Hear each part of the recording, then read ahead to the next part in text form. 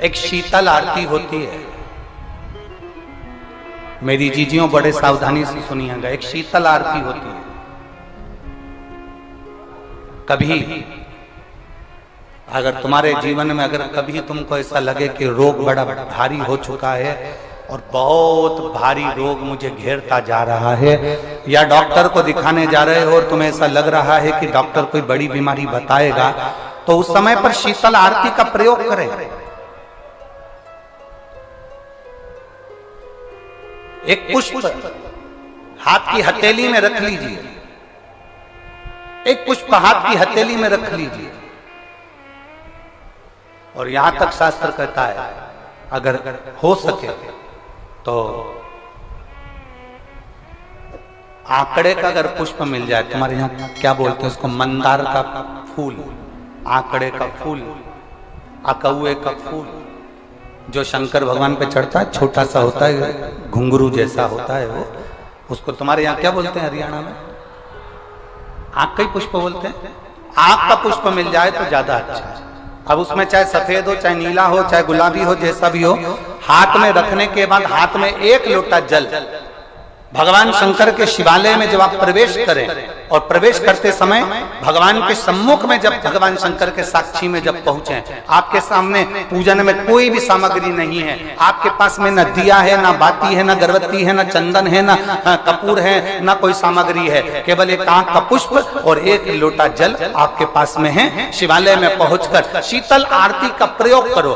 11 बार भगवान शंकर के 11 रुद्रों का स्मरण कर कर जब 11 बार शंकर के शिवलिंग के ऊपर से नीचे तक वो कलश को जब घुमाया जाता है, और घुमाने के बाद वो आंख का जो पुष्प है वो अशोक सुंदरी वाली जगह पर समर्पित कर कर भगवान शंकर को जो जल चढ़ाया जाता है, जो जल समर्पित किया जाता है, डॉक्टर भले तुमसे कह रहा हो कि तुम्हें बड़ी बीमारी के चांस हैं, आप जाकर एक बार चेक कराना, तुम्हें वो बड़ी बीमारी निकलेगी ही नहीं, उस रोग से तुम मुक्त हो। इसको शीतल आरती का प्रयोग किया गया। ये शीतल आरती, इसको शीतल आरती कहा। शिव की प्राप्ति का, एक रोग से मुक्त होने का। अब आपसे कोई कहे कि ये शीतल आरती का प्रयोग सबसे पहले किसने करा, तो आपको ध्यान लगाना है इस प्रयोग को। सोमनाथ जी की कथा का स्मरण करिएगा, सोमेश्वर की कथा का स्मरण करिएगा। आप स्कंद पुराण में, शिव महापुराण में सोमनाथ जी की कथा का स्मरण करिएगा।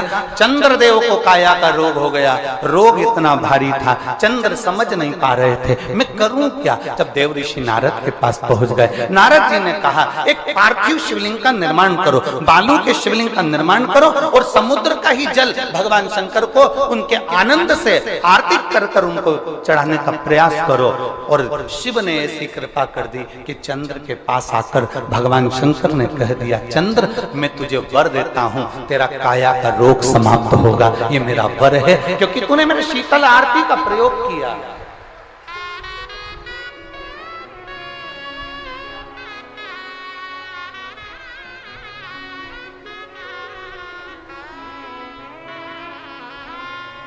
मेरी जीजियों, 2 चीजें बड़ा स्मरण में रखिएगा। एक, बैसाख महीने में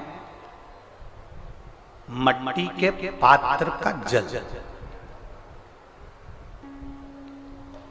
अभी अभी क्या चल रहा है, फागुन, अभी क्या चल रहा है, फागुन। जब बैसाख का महीना आए ना,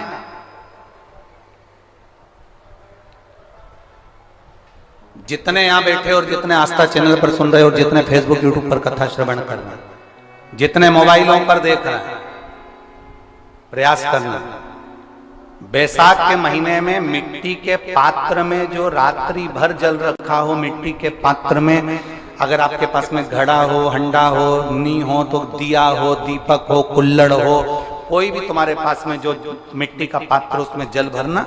वो जल बैसाख के महीने की किसी भी सोमवार के दिन, किसी भी सोमवार के दिन, बैसाख महीने या किसी प्रदोष के दिन, या बैसाख महीने के शिवरात्रि के दिन, वो मिट्टी के पात्र का जल अपने घर के प्रत्येक व्यक्ति का स्पर्श कराकर उस मिट्टी के पात्र के जल को तांबे के पात्र में डाल लीजिए और घर के प्रत्येक व्यक्ति का स्पर्श करा लीजिए और शंकर भगवान पर कुंदकेश्वर महादेव के नाम से समर्पित करिए।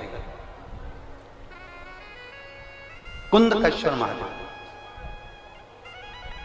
कभी जीवन में पीछे पलट कर देखने की जरूरत नहीं पड़ेगी, आप उन्नति की सीढ़ी की ओर बढ़ते चले जाओगे। बैसाख महीने में मट्टी के पात्र का जल भगवान शंकर को समर्पित होना चाहिए, उसका सुख हमारे जीवन को एक आनंद फल प्रदान